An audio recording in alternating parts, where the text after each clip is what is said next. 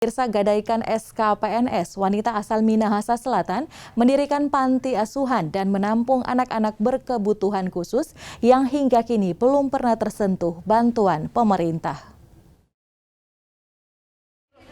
Inilah kondisi panti asuhan Perisai Mutiara Hati atau Permuti yang terletak di Kabupaten Minahasa Selatan.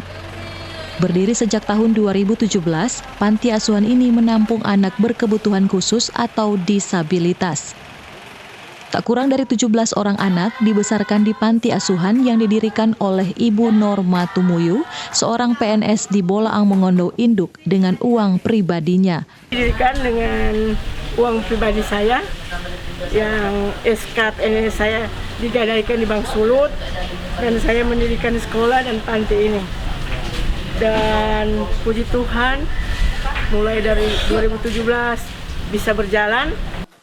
Akibat pandemi, panti asuhan ini sempat mengalami masa-masa sulit. Penghuni di panti ini hanya diberikan makanan seadanya. Kondisi ini diperparah dengan minimnya bantuan yang diterima. Kami banyak mengalami kesulitan, misalnya kekurangan makanan. Pernah kami tidak memiliki beras, hanya makan pisang mentah dan sergedi.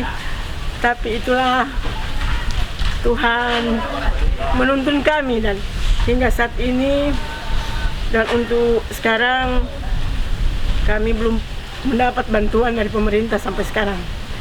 Kini panti asuhan sedang dalam proses renovasi akibat terjangan banjir tahun lalu di Minahasa Selatan. Norma pun selaku pemilik yayasan masih mengharapkan bantuan dari berbagai pihak demi kelangsungan panti asuhan ini. Auditia Susilo melaporkan untuk Kawanua TV.